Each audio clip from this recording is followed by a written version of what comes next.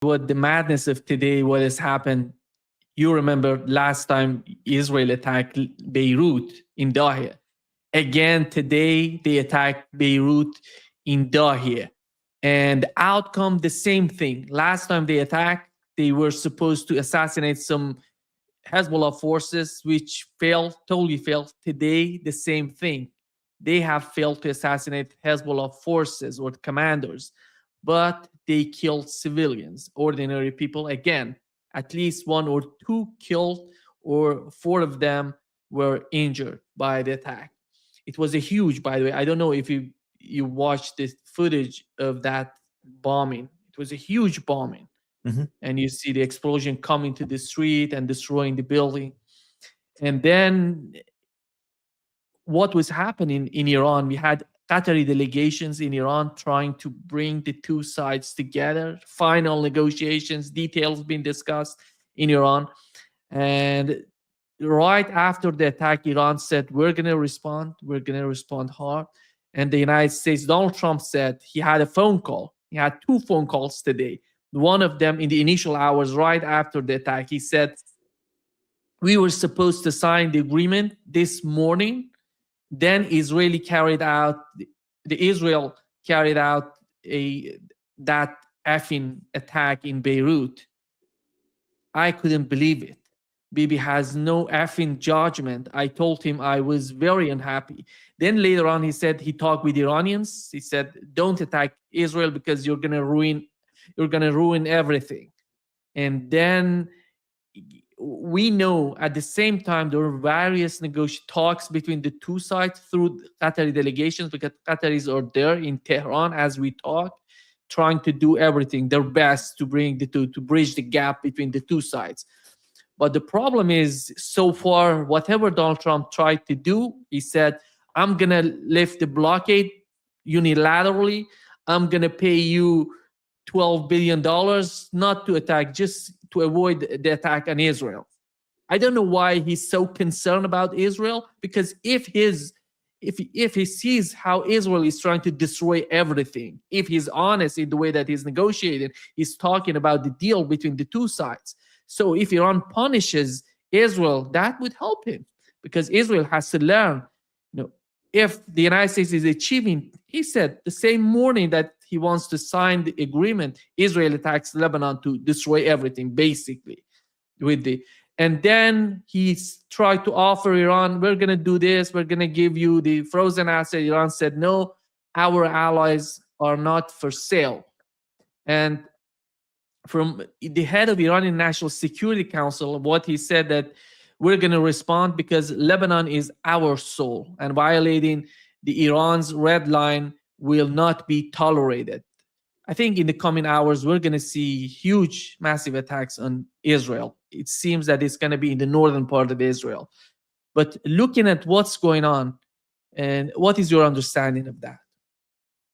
Well, there's quite a bit to unpack, not only in what we're seeing unfold right now, but how it unfolded and what we knew and know preceding the attacks on Lebanon yet again. So looking at the peace agreement first, I don't think that there was any reality to the agreement being signed this morning.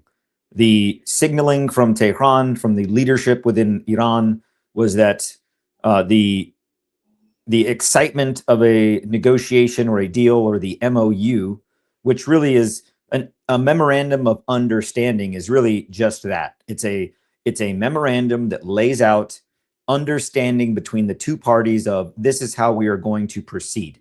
There's no guarantees, there's no obligations, there's no commitments. It's just an understanding. It's still very fragile. And even in that, we weren't even close to signing yet, in terms of, yes, there was a date to sign. We were going to meet at a certain location. We were going to sign this. There'd be some ceremonial agreement to mark the seriousness of this. None of that was happening. So for Donald Trump to respond to Israel with the, hey, we were going to sign this morning, you ruined it, we were so close, that's not true. Now, whatever deal was happening in terms of going towards an MOU Did Israel's actions today in striking the southern suburbs of Beirut cause that to derail? Absolutely. But I still don't think that we were as close to a final MOU as Donald Trump was suggesting, because of the very issue of Lebanon, in that the issue had not been addressed. And as I've continued to say this from weeks and weeks ago, of when there was any inclination of how an agreement may come to an end or bring this conflict to an end, was that a lot of things on both sides of this are negotiable, fungible, flexible, things that can be offered in place of other things, to where you still achieve the same intent or the same objective, just through different means, like the Strait of Hormuz. Does anyone think that if the United States were to get everything it wanted regarding the Strait of Hormuz, or that Iran would get everything it wanted regarding the Strait of Hormuz, that would be a negotiation? No. The only way one warring side gets everything it wants is if there's a military victory that draws to complete capitulation of the other party. That hasn't happened. So there is no realism in thinking that either side is going to get everything they want. So in each of those instances, sanctions, frozen assets, the Strait of Hormuz, even discussion of a nuclear program or lack thereof, all of those things, there's the ability to discuss around the fringes to get to some type of agreement. But when it comes to the issue of Lebanon, not because it's Israel, but because it is Israel attacking Lebanon, and that Israel has given every indication that they're never going to leave Lebanon unless they are forced to do so by either military force or diplomatic pressure. Diplomatic pressure, it doesn't matter where it comes from. If the United States isn't backing that diplomatic pressure with a strong position in action, then Israel's never going to do it. I think now we've seen at the point to where even if the United States does stand against Israel politically, that Israel still is not going to cease its operations in southern Lebanon. And for people that would think that well, Israel can restrain itself to south of Litani, southern Lebanon, to where the actual fighting is going on, we see yet again that is not the case. So that's kind of the position, I would say, where this deal is now, particularly with this strike today and the strike that we saw last week. Israel does possess the capability to conduct very precise strikes, very precise, without collateral damage strikes, if they were truly intending to strike a high value target or assassinate a Hezbollah leader. They have the ability, even with kinetic strikes, to conduct very precise kinetic engagement. The fact that what we've seen from this recent strike and last week is that they are not being, they choose to be unrestrained. They choose to create maximum collateral damage within the aspect of whatever strike they're conducting. They choose to be destructive in their kinetic engagements, and that should be obvious to everyone. So when you look at the timing of the strikes in the suburbs of southern Beirut, the type of strikes, the collateral damage of the strikes, the complete disregard for civilian population, the complete disregard for any type of negotiated settlements or peace deals being brought between Iran and the United States, especially involving the very issue of Lebanon, it's clear to me that once again, Israel is the spoiler of any type of peace negotiation. If there were any real serious peace negotiations actually happening, I think the Trump administration was pushing with a lot of pressure. Get it done, get it done, get it done. Hey, did you get the latest copy? Hey, Iran, did you get the latest copy? Have you signed it yet? Why haven't you signed it yet? When are we going to do this? Like this pressure, this almost manic pressure to get this done, to where from Iran's position, they're like, hey, we want to reach a peace agreement, or at least an understanding towards a peace agreement, but we're not going to rush into something that's going to end up putting us in a weaker position, because we don't trust you, America. We're not coming to the table with any sense of trust on either side. And when you look at how Israel continues to interact and continues to interject and, quite frankly, ruin any type of setting of the table. You know, you set the table for talks, and Israel keeps coming in and just flipping the table over and ruining any true sense of, can we get from here, from point A to point B, with any sense of genuine negotiation. So I agree with you that we are very likely going to see a response from Iran. And I think that in that response from Iran, Iran will be very strategic. Iran will signal to China and Russia prior to that, because I think when you look at China and Russia looking this from the outside as kind of a big brother, not necessarily a big brother, but another strategic interest in this that actually has a lot of power, is looking at this and saying, like, hey, Iran, we support you, but don't get crazy. Don't go, you know, throwing our support for you around in vain, thinking that we're just going to support you in anything that you do. Don't get crazy. So I think that when you look at how Iran would respond to Israel in this approach, there's going to be signaling prior to it with China and Russia from Iran that says, hey, this was a red line in our negotiation, and we were negotiating in good faith. They did this. We cannot sit back and do nothing, and we have to do something, and here's what we're going to do. And they're going to signal that to China and Russia so that China and Russia are ensured that Iran is not taking their support for granted.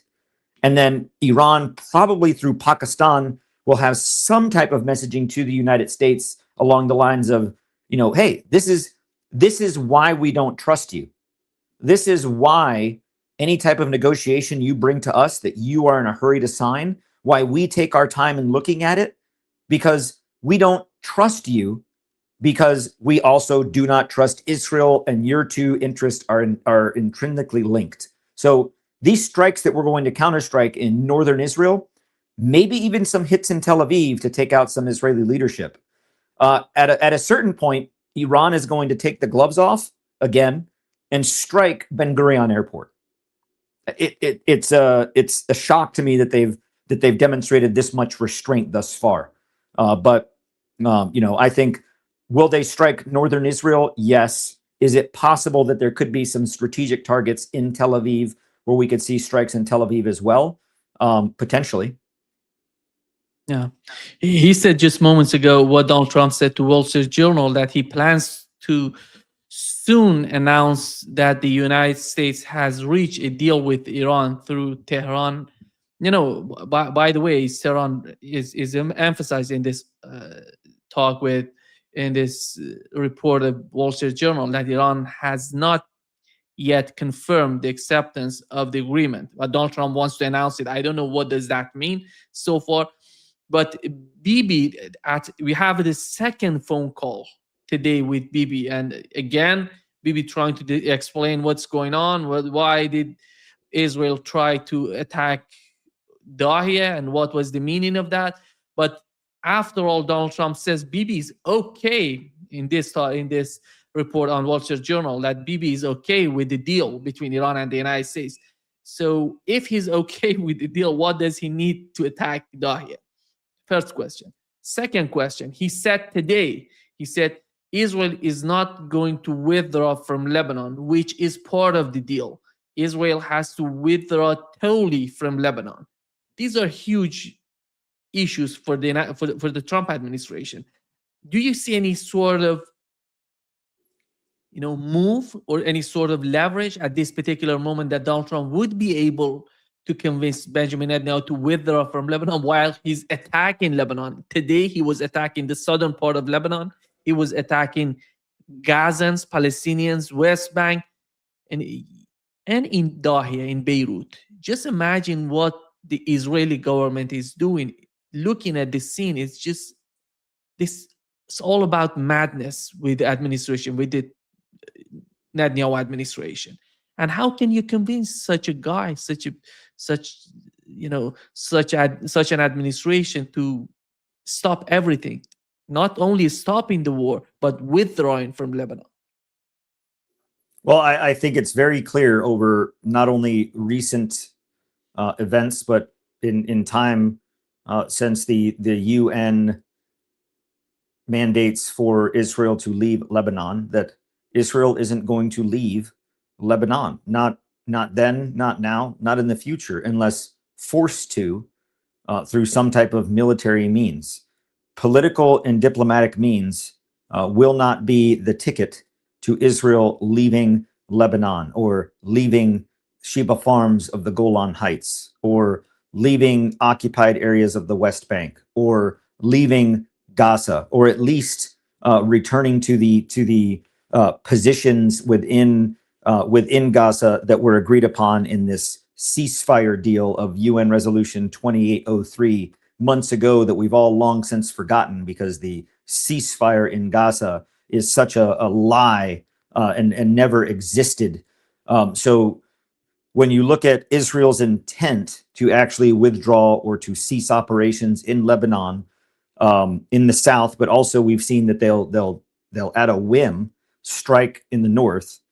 That it's not a genuine negotiation position, and Iran sees that, and I'm quite certain that the United States sees that. With when the United States is going into this round of negotiation with Iran, the United States has a position to where Donald Trump wants out of this conflict.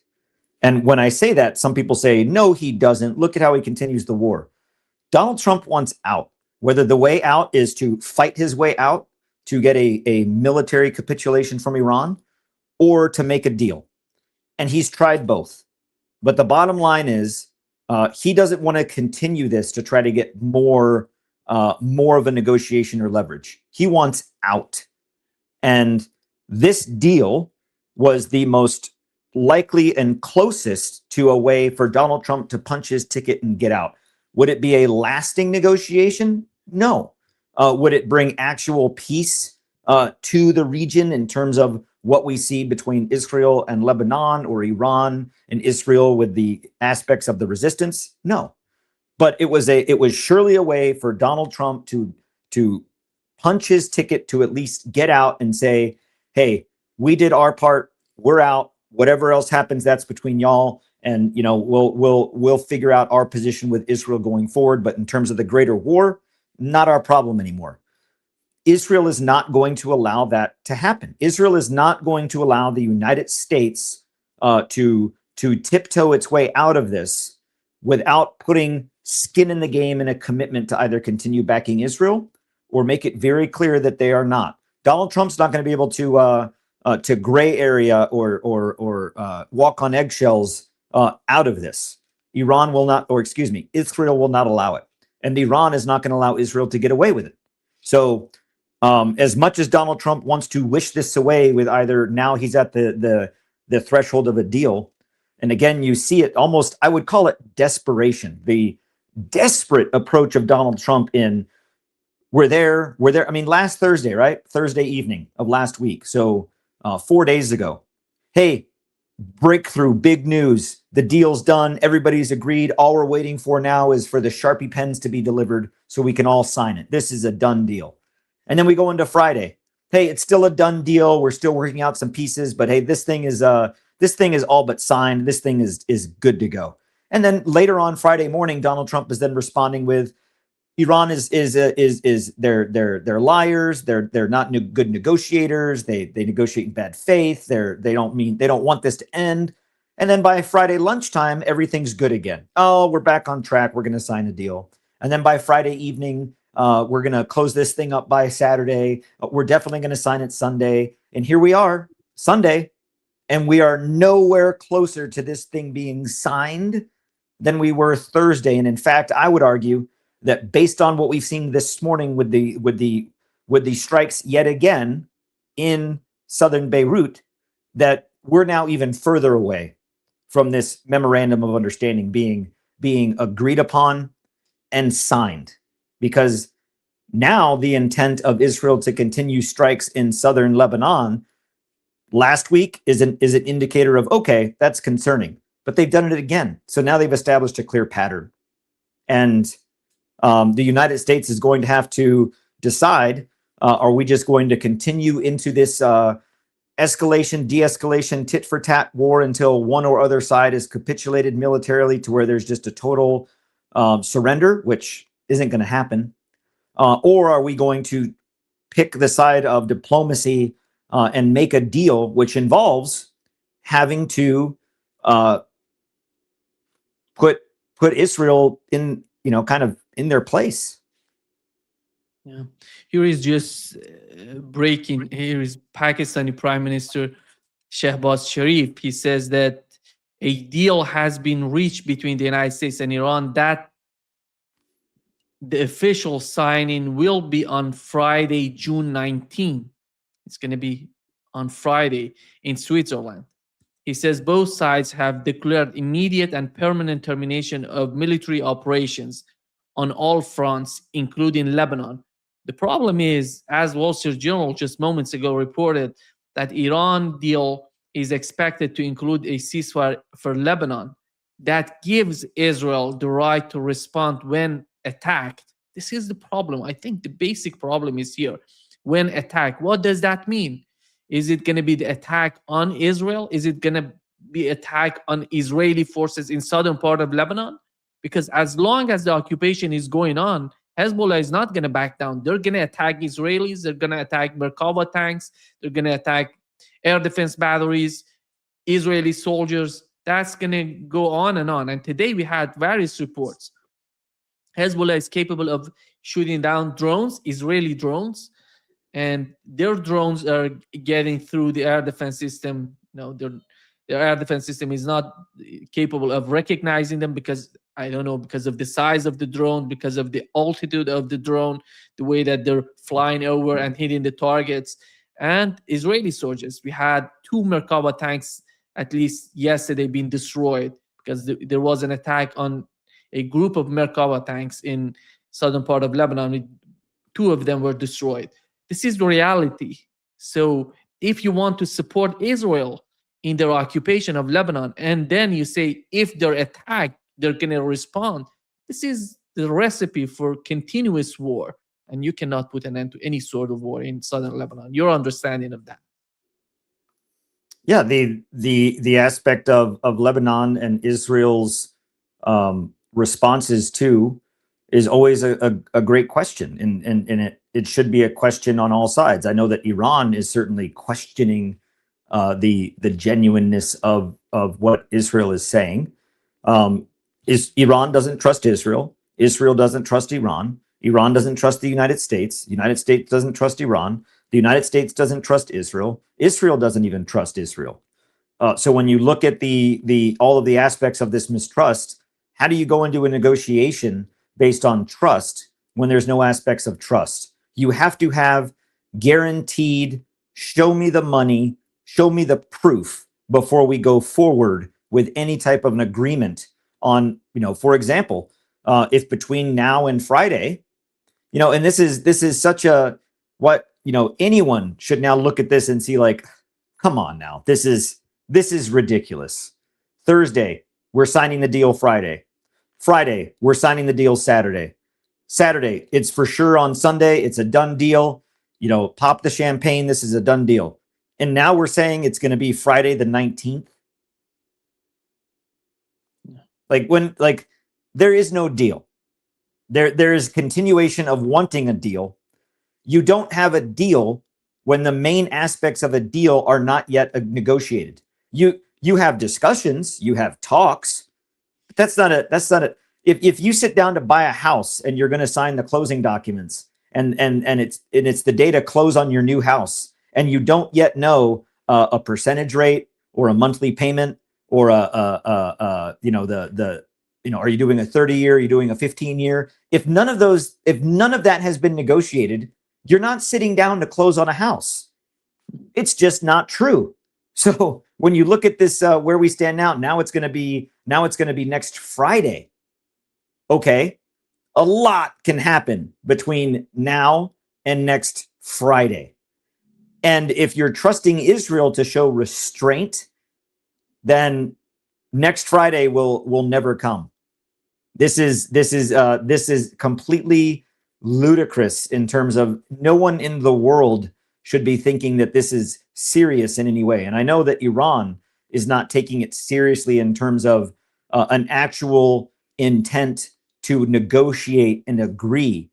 We're seeing the United States once again being played by Israel and used as a tactic to buy time. Even if the United States, Donald Trump, is genuinely pursuing some type of agreement, he is not restraining Israel in this, so there won't be, and therefore Donald Trump's efforts should not be taken as serious or genuine.